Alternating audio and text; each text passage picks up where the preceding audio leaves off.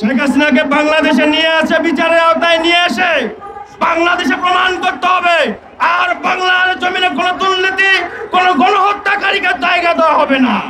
বিশেষ করে শেখ পরিবারকে বাংলাদেশে নিয়ে আসতে হবে। হাজার হাজার কোটি টাকা লুটপাট করে নিয়ে গেছে এই শেখ পরিবার, আওয়ামী লীগ পরিবার।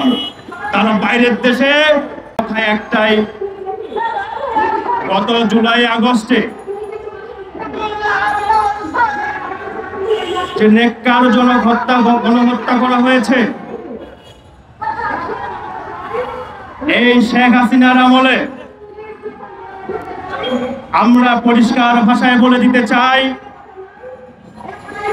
শুধু ফেসবুকে লাল করলেই যে উপদেষ্টা হওয়া যায়, এটা হতে থেকে বের হয়ে আসতে হবে ডক্টর ইউনূস সাহেবকে।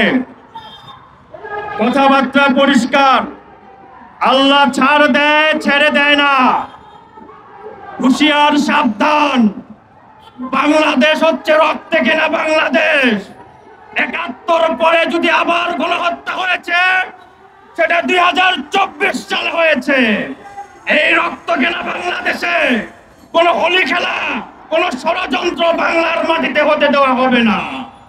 আমরা বেঁচে থাকতে এখানে সিনিয়র নেতৃবৃন্দ আছেন, কথাবার্তা পরিষ্কার। আপনারা আওয়ামী লীগের নেতারা চুপে চুপে বাইরের দেশে যায়, আমরা ফেসবুকে দেখতে পাই যে আওয়ামী লীগের নেতারা বাইরের দেশে যায়।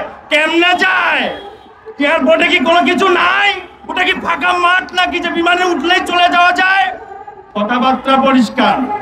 অবিলম্বে শেখ হাসিনাকে বাংলাদেশে নিয়ে আসে, বিচারের আওতায় নিয়ে এসে বাংলাদেশে প্রমাণ করতে হবে আর বাংলার জমিনে কোনো দুর্নীতি, কোনো গণহত্যাকারীকে জায়গা দেওয়া হবে না।